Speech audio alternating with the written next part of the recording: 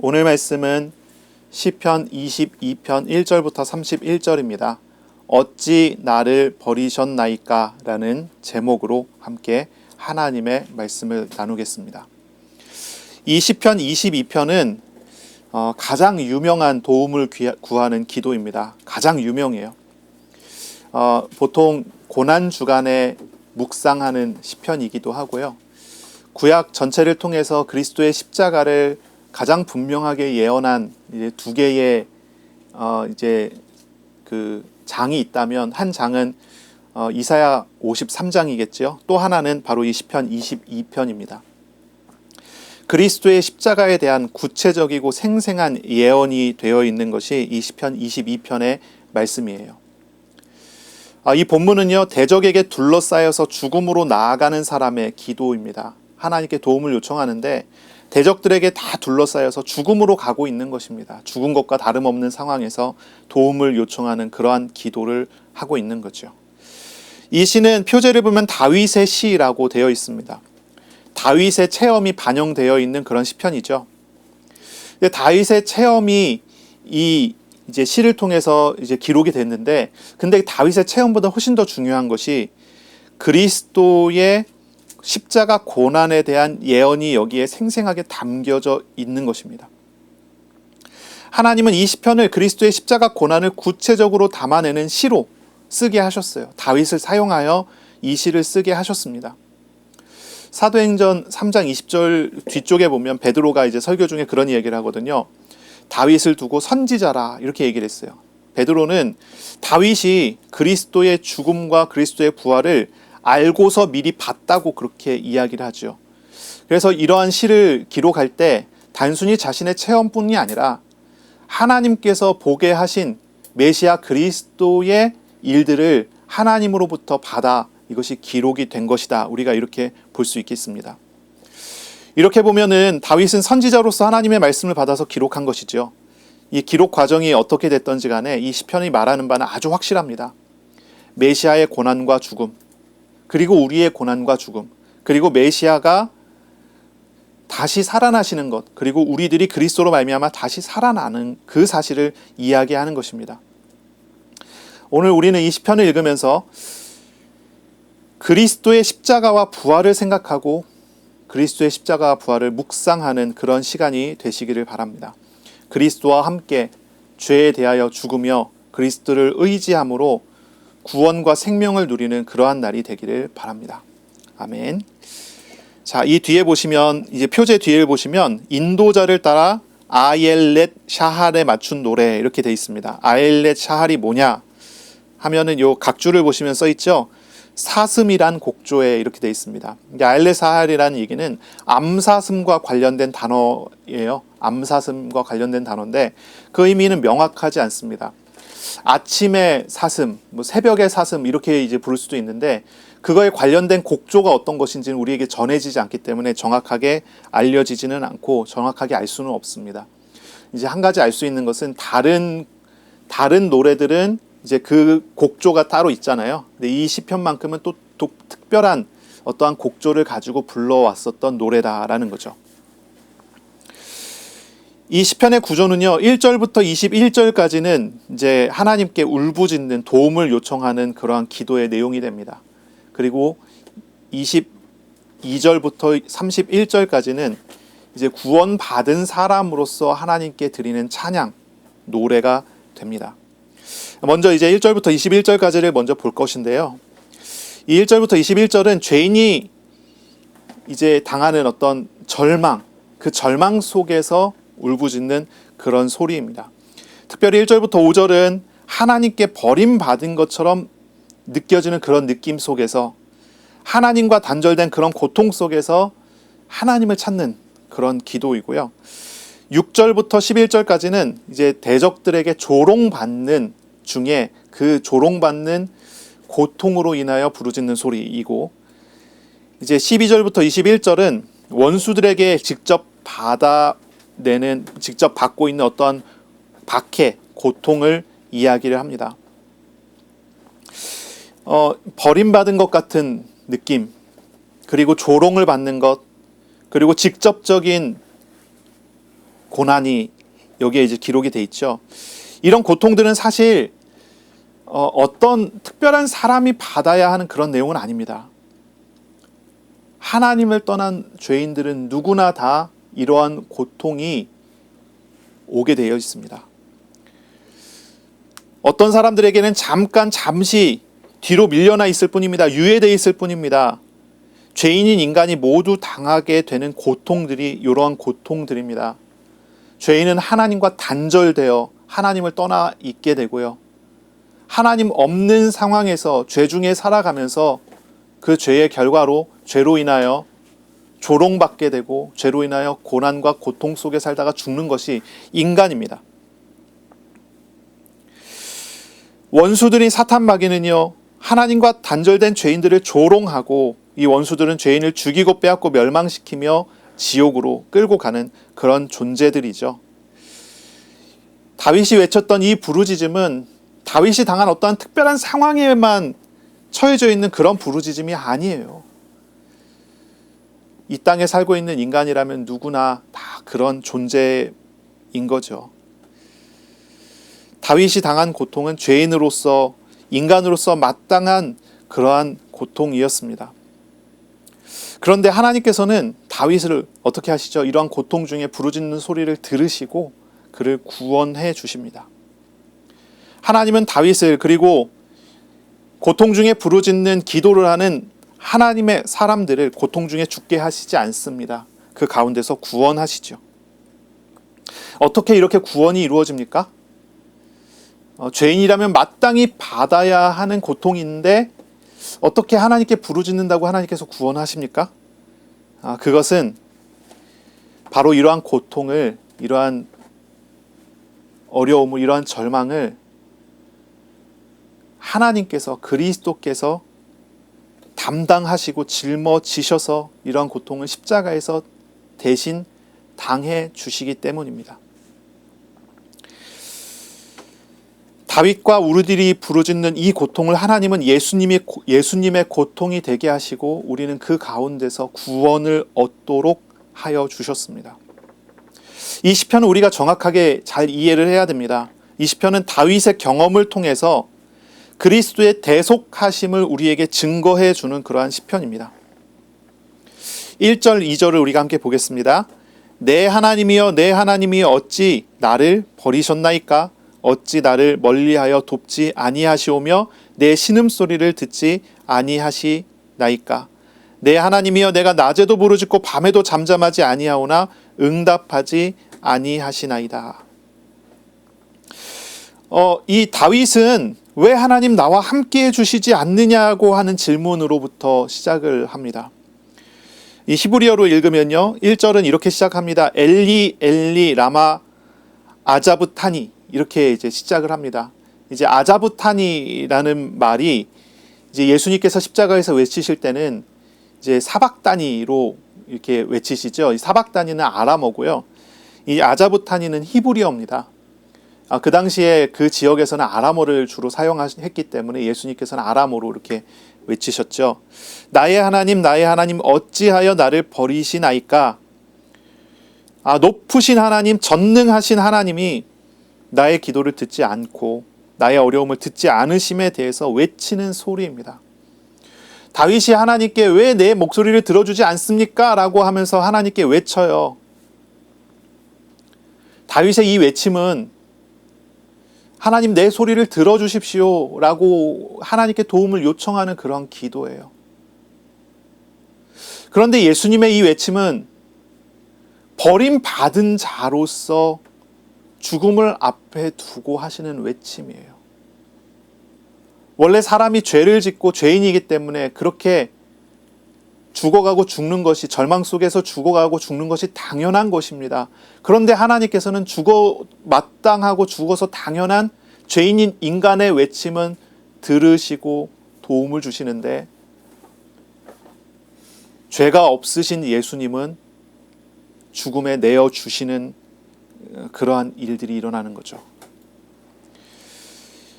하나님과 단절되어지는 고통, 하나님께 버림받았다고 하는 그런 고통은 그 원인이 분명합니다. 그것은 죄의 문제입니다. 버림받는 것, 죽음 같은 문제는 죄의 결과죠. 하나님을 대적한 결과입니다. 하나님을 외면한 결과입니다. 그래서 하나님과 단절되게 되는 내용이죠. 버림받는 고통에 대해서 아십니까? 버림받는 고통을 경험해 보신 적이 있으십니까? 사랑하게 됐는데 사랑이 깨질 때 굉장히 고통스럽겠지요. 사랑하는 사람과의 관계가 깨지고 헤어질 때 얼마나 고통스럽습니까? 우리가 평생 사랑해왔고 사랑했던 한 가족이 우리의 곁을 떠나 죽게 됐다고 한다면 그것이 얼마나 괴롭고 고통스럽고 슬픈 일이 되겠습니까? 이 상실의 고통, 잃어버린 고통은 굉장히 큽니다. 어린아이들은 생각해 보세요. 자기가 가장 사랑하고 의지하는 사람에게서 버려졌다고 생각해 보세요. 그 마음의 고통은 굉장히 클 것입니다. 그런데 단순히 사람에게서 단절되는 고통이 수준이 아니에요. 하나님께 버림받았다고 하는 느낌은요, 그거하고는 차원이 다릅니다. 이것은 죽음의 선고와 같아요. 시한부로 선고된 절망과 같습니다. 하나님과 단절됐다고 하는 말은 절망입니다. 육신의 시한부 판정을 받아도 사람들이 많이 절망하잖아요. 물론 이제 예수 믿는 사람은 육신의 시한부 판정을 받아도 하나님과 동행하면서 천국을 바라보면서 그 걸음을 정말 평안하게 걸어갈 수 있어요. 그렇죠? 그런데 하나님과 단절됐다라고 하는 영적인 시한부 사망 판정이 일어난 거예요. 이것은 완전히 절망입니다. 아무런 소망이 없어요. 아무런 미래가 없습니다. 그 길에는 죽음 외에 아무것도 없어요. 하나님을 처음부터 몰랐다고 한다면 잘 모를 수 있겠지만 하나님을 알고 하나님과 동행하며 하나님 안에 있는 기쁨과 평안과 즐거움을 맛보던 사람이 하나님께서 떠나셨고 하나님과 단절됐다고 한다면 그 사람은 절망하게 되는 것입니다. 그런 절망 속에 이 다윗이 있게 된 거예요. 기도하는데 하나님께서 듣지 않으시는 것 같아요. 자기가 당하는 어려움은 이제 곧 죽게 되어지는 어려움인데 그 죽음 속에서 하나님은 아무 말씀을 하고 계시지 않아요. 그런 절망입니다. 버려졌다고 하는 그런 느낌입니다. 다윗은요, 그러한 느낌 속에서 무엇합니까? 3절부터 5절을 보면요, 그래도 하나님께 또 부르짖고 또 부르짖습니다. 하나님을 찾고 또 찾습니다. 다윗은 자신이 의지해왔었던 어떤 것들, 죄와 우상들 다 집어치워버립니다. 그리고 하나님만을 찾습니다. 하나님만을 구합니다. 하나님과 단절된 그 절망 속에서 그가 살 수 있는 유일한 길이 어디에 있습니까? 다시 하나님을 어떻게든 만나는 것입니다. 그러기에 하나님께 외치고 또 외칩니다. 뭐라고 합니까? 이렇게 얘기합니다. 이스라엘의 찬송 중에 계시는 주여, 주는 거룩하십니다. 하나님은 거룩하시지요. 그리고 나는 거룩하지 않습니다. 그런 거룩하신 하나님과 거룩하지 않은 백성 사이의 관계입니다. 4절에 우리 조상들이 주께 의뢰하고 의뢰하였으므로 그들을 건지셨나이다. 거룩하지 않은 우리 조상들도 하나님께서 하나님께 기도하고 기도하니까 건져주시고 구원하시지 않았습니까? 5절에 그들이 주께 부르짖어 구원을 얻고 주께 의뢰하여 수치를 당하지 아니하였나이다. 하나님께 그들이 그렇게 부르짖었을 때 하나님께서 구원하시지 않았습니까? 그러니 나의 이 부르짖음을 들어주시고 내 목소리를 들어주시고 나를 구원해달라고 요청을 하는 거예요. 하나님과 단절되어 있는 절망 속에서 다윗은 다른 것 다 제쳐놓고 하나님을 찾습니다. 하나님을 구합니다. 그리고 하나님께서는 다윗에게 은혜를 주시고 다윗을 구원해 주시고 다윗을 인도해 주시죠. 그래서 뒤에 21절부터 31절까지를 보면 하나님께서 다윗을 구원하셨다는 사실을 고백하는 거죠. 다윗과 기도자들은요, 절망 속에서 죄와 우상에서 돌이켜 하나님께 도와달라고 기도합니다. 그리고 그 기도를 할 때 하나님께서는 하나님의 시간표에 맞게 그들에게 응답을 주십니다. 절망 중에도 하나님은 택한 백성에게 은혜를 베풀어 주시죠. 하나님은 그들을 외면하지 않습니다. 그들을 버리지 않습니다. 그들의 목소리를 들어주십니다. 시험을 당할 때 시험을 감당할 수 있도록 도우시고 때에 따라 피할 길을 내시며 구원하시는 일을 하나님께서 해 주십니다. 하지만 예수님의 기도는 듣지 않으십니다. 예수님의 기도는 도움을 요청하는 기도가 아니라 버림받았음을 부르짖는 소리였습니다. 그리스도는 실제로 버림받아 십자가에 죽으십니다. 그리스도께서 죽으시는 이유는 바로 이 다윗과 우리들 같은 기도자들의 기도를 들으시고 우리를 구원하시기 위한 것입니다. 우리의 죄를 짊어지시고 그 값을 죽음으로 치르려 십자가에 달리신 것입니다. 그리스도께서 십자가에서 고통의 절정에서 외치십니다. 죽기 직전에 예수님께서 외치십니다. 엘리 엘리 라마 사박다니, 나의 하나님 어찌하여 나를 버리셨나이까 라는 부르짖음을 하십니다. 그리스도의 이 부르짖음은 우리가 절망 중에 부르짖을 때 우리를 도우시려고 하시는 하나님의 방법입니다. 고독과 절망 속에 있는 사람을 구원하시기 위한 하나님의 방법입니다. 혹시 지금 고독 속에, 절망 속에 있으시는 분이 계십니까? 그렇다면 죄와 우상을 버리시고요, 돌이켜 하나님께 도움을 요청하며 하나님께 부르짖으세요. 그리스도를 십자가에 내어주신 하나님께서 우리를 도우시고 우리의 소리를 들으시고 우리에게 역사하십니다. 자녀의 부르짖는 소리를 하나님은 외면하지 않으십니다. 그리스도를 외면하시고 우리에게는 귀를 기울여 우리를 만나주십니다.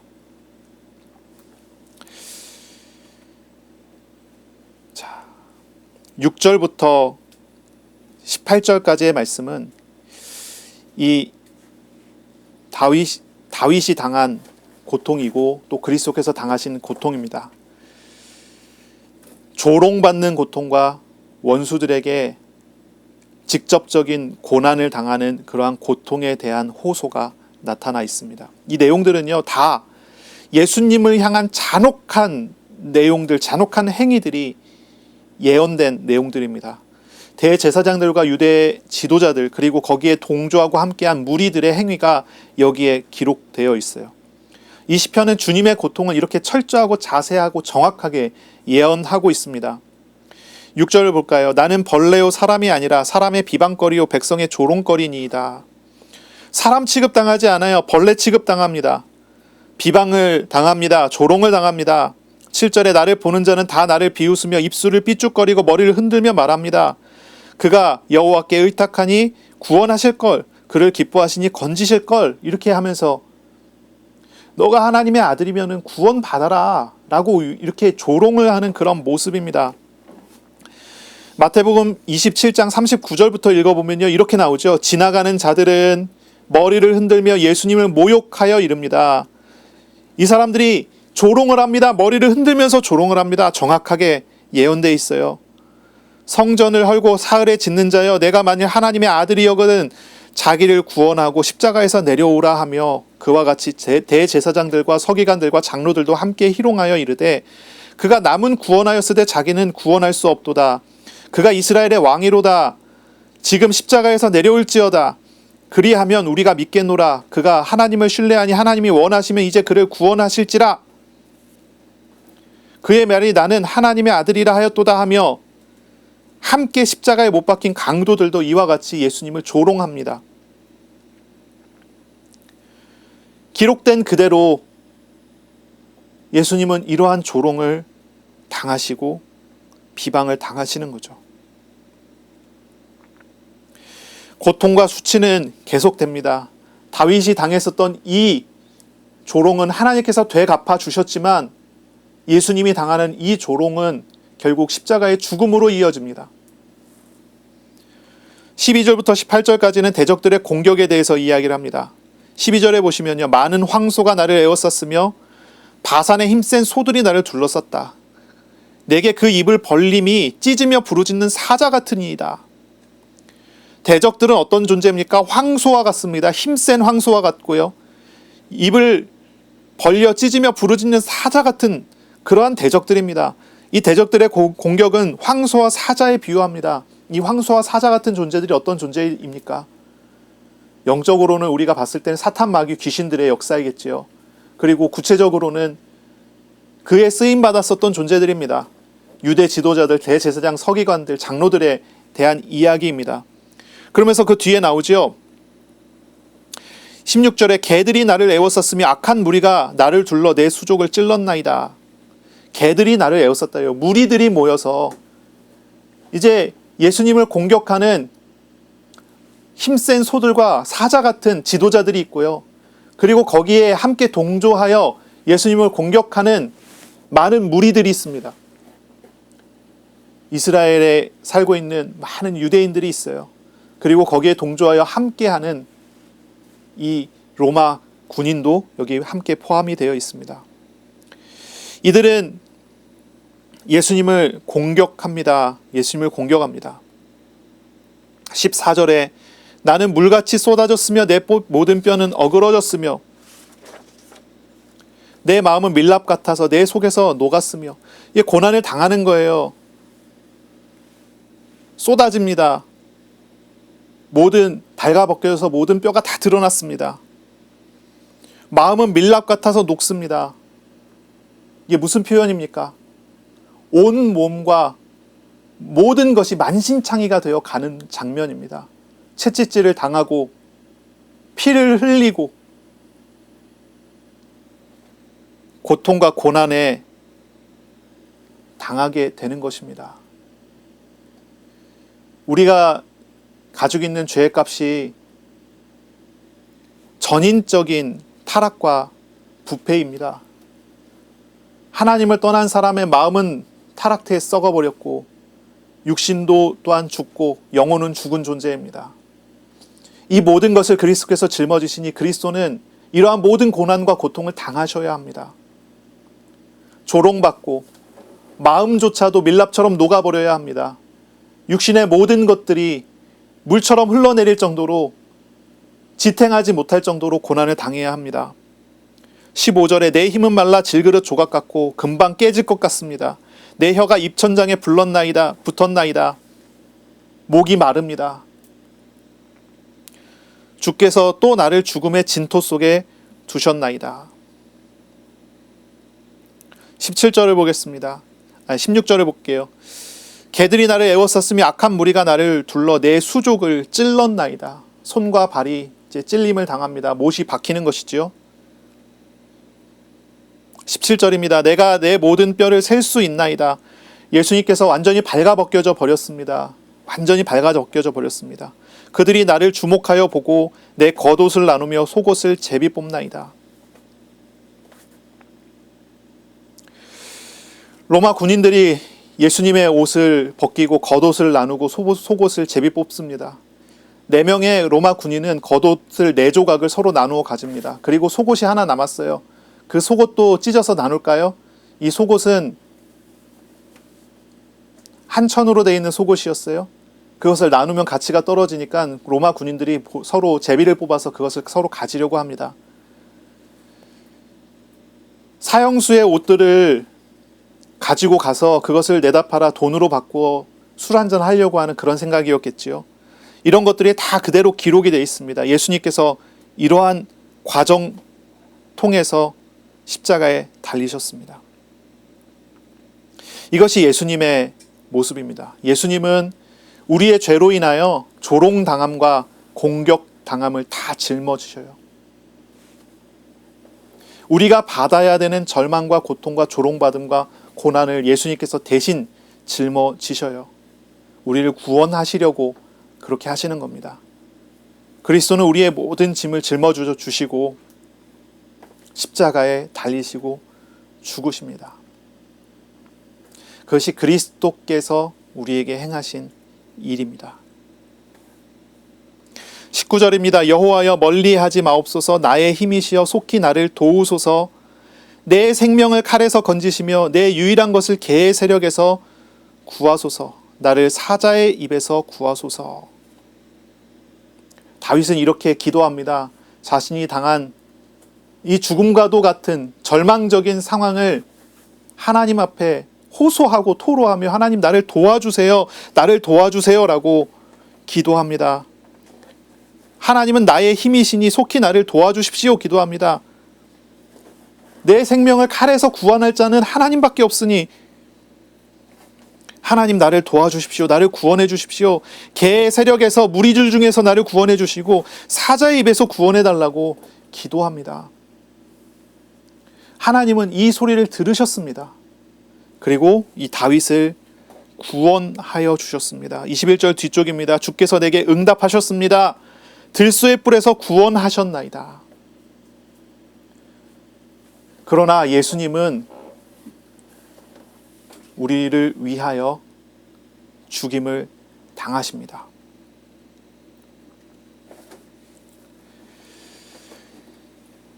하나님은 우리를 이러한 고통에서 구원하시려고 그리스도를 십자가에 버리신 것입니다. 그리스도를 만나고 의지하는 사람에게 안식과 평화를 주시기 위해서 그리스도를 이렇게 죽게 하신 것입니다. 고통을 당하시는 분이 있습니까? 절망 속에 조롱당하고 공격당하시는 그런 분이 있습니까? 그런 분은요, 우리의 짐을 짊어지신 그리스도를 바라보세요. 그리스도를 의지하세요. 그리스도께서 이렇게 고난과 고통을 당하셨기 때문에 하나님은 우리의 부르짖는 소리에 응답하시고 우리를 구원하십니다.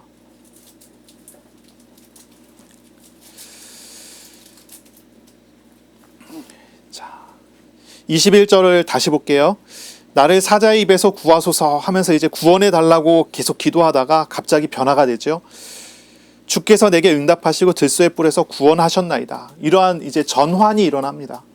이제 도와달라고 외치는 기도에서 갑자기 전환이 돼서 하나님께서 나를 구원해 주셨습니다라고 고백을 하기 시작을 하죠.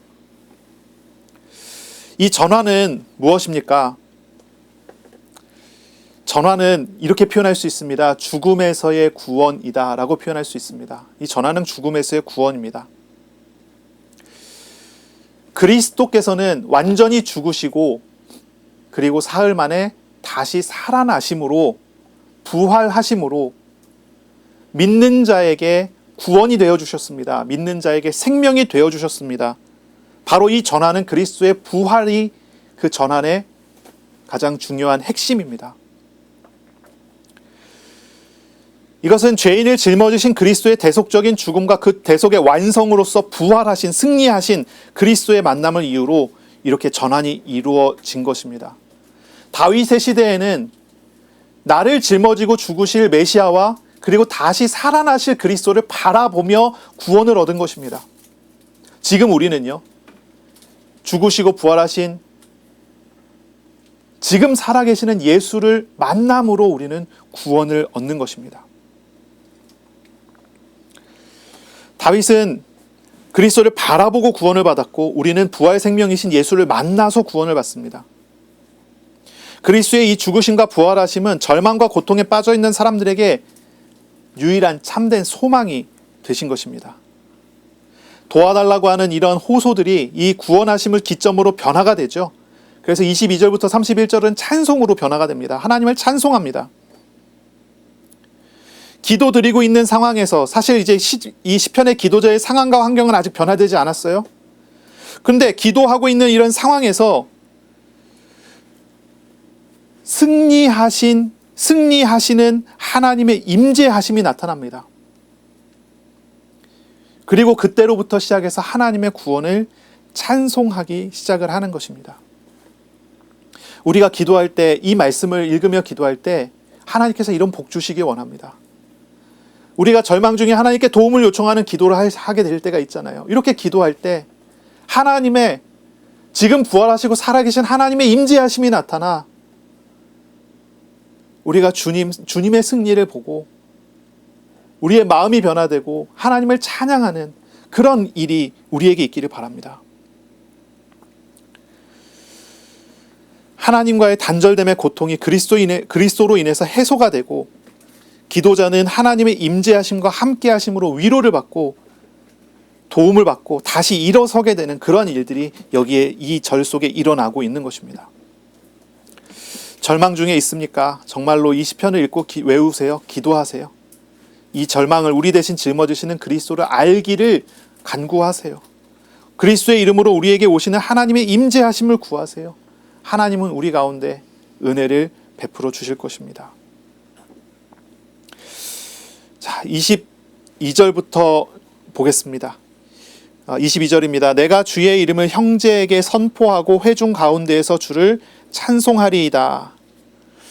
여호와를 두려워하는 너희여 그를 찬송할지어다. 야곱의 모든 자손이여 그에게 영광을 돌릴지어다. 너희 이스라엘 모든 자손이여 그를 경외할지어다.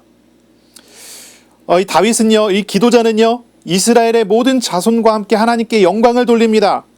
그리고 그 영광을 돌리는 그 이유를 24절에 이야기합니다. 그는 곤고한 자의 곤고를 멸시하거나 싫어하지 아니하시며 그의 얼굴을 그에게서 숨기지 아니하시고 그가 울부짖을 때에 들으셨도다. 곤고한 자라고 하는, 곤고하다라는 말은 가난하다, 이러한 표현입니다. 가난하다, 곤고하다. 우리가 시편을 읽으면서 이 가난하다는 표현, 곤고하다는 표현이 계속 반복해서 나오죠. 이게 굉장히 중요해요. 기도자는 이런 사람입니다. 다윗은 이런 사람입니다. 가난한 사람이에요. 곤고한 사람이에요. 가난하다고 하는 뜻이 무엇입니까? 돈이 없다는 뜻이 아니에요. 도움이 없으면 살 수 없다라고 표현할 때 그 사람을 가난하다고 표현해요. 이 성경의 표현이 그렇습니다. 도움이 없으면 살 수가 없어요. 다윗은 자신이 곤고한 자입니다. 자신이 가난한 자입니다. 그래서 하나님께 간구합니다. 하나님의 도움이 없으면 난 살 수 없다고 외칩니다. 절망 중에 외칩니다. 버림받은 자처럼, 하나님의 외면받은 사람처럼 절망 속에 있으면서 나는 오직 하나님의 도움이 아니면 살 수가 없다고 외치며 하나님을 또 찾습니다. 그런데 하나님께서는 그 곤고한 자, 가난한 자의 곤고를 멸시하지 않습니다. 싫어하지 않습니다. 사실은 싫어하고 사실은 멸시해야지 정상적인 상황입니다. 왜냐하면 이 곤고한 사람이 왜 곤고하게 됐습니까? 그 죄 때문입니다. 그가 가지고 있는 그 영적인 문제 때문이에요. 이 사람은 죄와 우상을 따라가면서 하나님을 잃어버린 사람입니다. 그런 이런 사람이 이런 가난 속에서 하나님을 찾아요. 모두가 다 외면할 만한 상황에서 하나님은 그 사람을 외면하지 않습니다. 그 사람을 만나주세요. 예수님께서 사역을 하실 때 모두가 외면한 사람이 있습니다. 나병 환자들이 있습니다. 모두가 그 사람들을 외면했어요. 저 멀리 서갖고 같이 상종하지 않습니다. 같은 자리에 있질 않습니다. 그런데 예수님은 그 사람을 만나주셔요. 죄인이라고 하는 사람들이 있습니다. 세리 같은 사람들이 있습니다. 모두가 다 외면해요. 왜 외면합니까? 그들은 더럽고 그들은 죄가 가득하고 그들은 부패되어 있는 존재이기에 그들과 함께하면 나도 같이 거기에 영향을 받는다 생각을 해요. 그들과 전혀 함께하려고 하지 않습니다. 그런데 우리 하나님은 그들의 곤고함을, 그들의 가난함을 결코 외면하지 않습니다. 주님은 오실 때 가장 낮은 곳에 오십니다. 베들레헴 마구간에 구유에 누이시고 나사렛에서 자라나셔요. 우리 하나님, 우리 주님은 가장 비천한 사람들에게 찾아가셔서 그들에게 빛을 비추시고 그들에게 소망이 되어주셔요. 가난한 자, 곤고한 자, 이스라엘이 사실 그러한 존재들이었어요. 하나님을 찬양해야 된다고 이야기합니다. 왜 하나님을 경배해야 된다고 이야기합니다. 하나님께 영광 돌려야 된다고 이야기합니다. 왜냐하면 이러한 곤고한 자인 자신을, 곤고한 존재인 이스라엘 백성을 하나님께서 구원하셨기 때문입니다.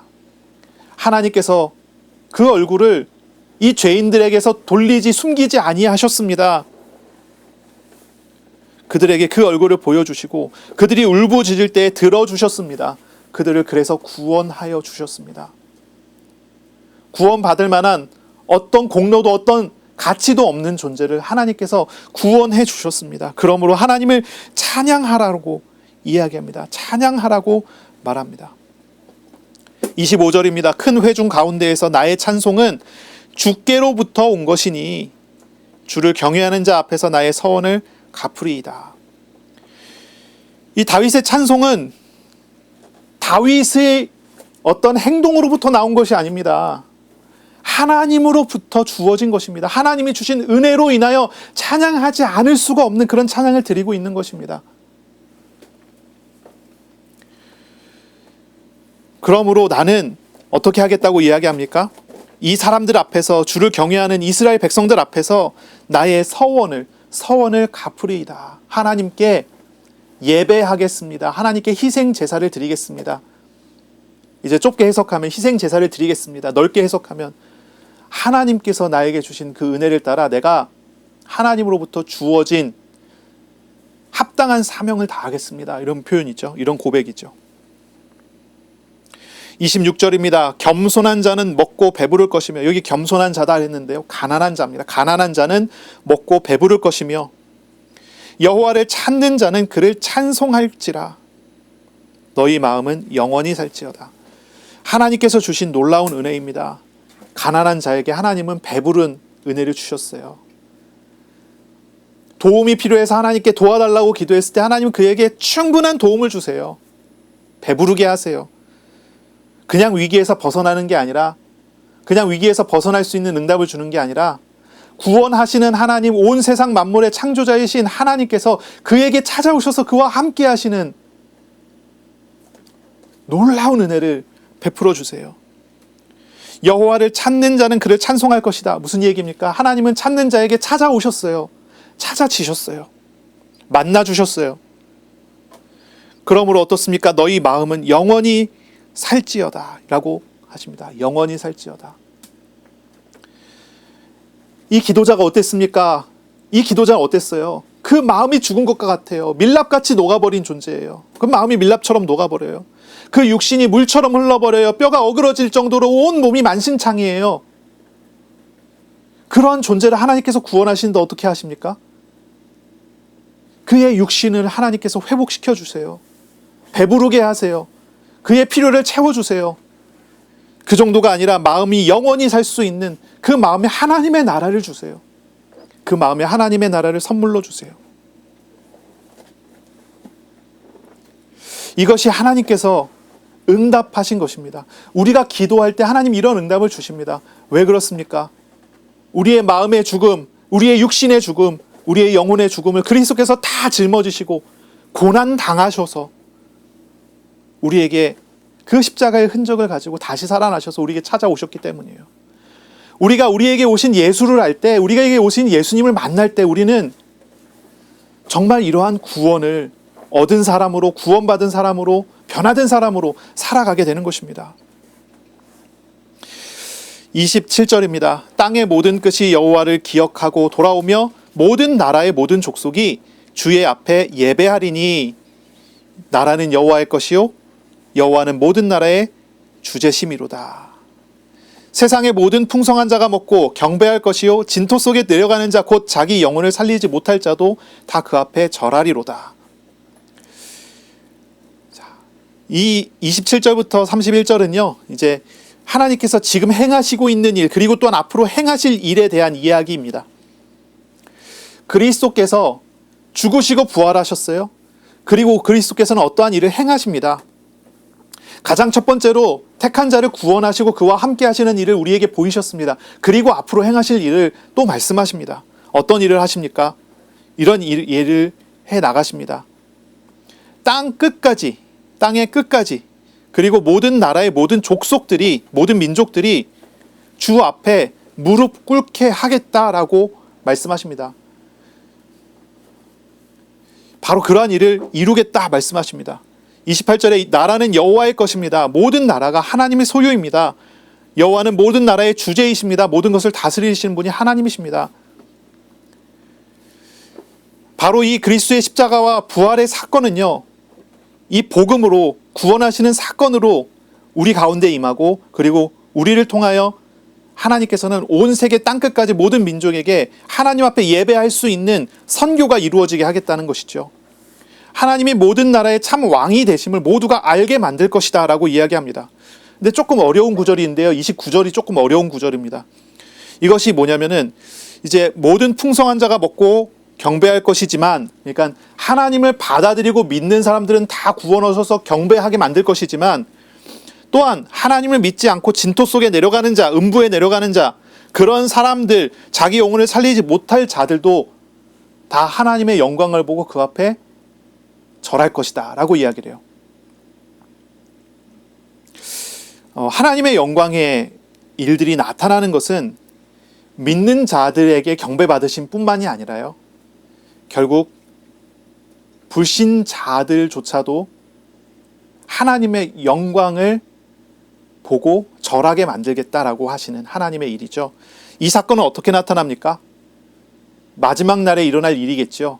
구원과 신원으로 나타납니다. 구원과 심판으로 나타납니다. 마지막 날, 그때 그 날이 오면 하나님은 택한 자를 구원하십니다. 그리고 하나님을 거절한 사람들은 자신의 죄에 따른 죄값을 치르도록 심판을 이루십니다. 이것이 이렇게 표현된 것 같아요. 30절입니다. 후손이 그를 섬길 것이요 대대의 주를 전할 것이며 와서 공의로 태어날 백성에게 전하며 그의 공의를 태어날 백성에게 전하며 주께서 이를 행하셨다 할 것이로다 했습니다. 이 그리스도의 십자가 부활의 이 사건은요, 우리 후손들에게도 대대로 증거되게 하시겠다고 이야기하십니다. 31절에는 특별히 장차 태어날 백성에게 이 십자가의 희생을 통해서 하나님의 의로움이 증거되게 할 것이다, 이렇게 얘기를 해요. 그래서 하나님의 공의를 주께서 이같이 행하셨다라고 말하게 할 것이라는 거죠. 이 주께서 이같이 행하셨다는 이 말은요, 사실 이제 십자가에서 예수님께서 하셨던 마지막 말씀, 다 이루었다라고 하시는 말씀하고 통하는 그런 말씀입니다. 하나님께서 십자가에서 다 이루신 그 일이 증거될 것이다 라는 거예요. 온 세계 만방의 증거가 되고 모든 족속, 모든 민족에게 증거되고 또한 우리 후대들에게, 후손들에게 대대로 증거가 되는데, 증거될 내용은 그리스도의 십자가의 그 사건이 하나님이 이렇게 의로우시다라고 하는 사건이라는 거예요. 의로우시다라는 사건. 하나님은 너무나 공의로우셔서 죄를 미워하십니다. 하나님은 죄를 미워하세요. 그래서 그 인간의 죄값을 다 치르게 하십니다. 그런데 택한 백성을 사랑하셔서 구원하시기 위해 그 죄값을 하나님께서 치르기로 하십니다. 바로 그 사건을 이야기하는 것입니다. 그리스도의 십자가는 하나님의 공의로우심을 만족시킨 하나님의 사랑의 행동입니다. 죄인은 심판받아야 하나 하나님의 방법은 심판 대신 택한 자를 구원하시기 위한 하나님의 희생이었습니다. 바로 이 복된 소식이 우리의 미래에 땅끝에 있는 이웃들에게, 그리고 대대로 우리 후손들에게 증거되게 될 것이라고 말씀을 하고 있습니다.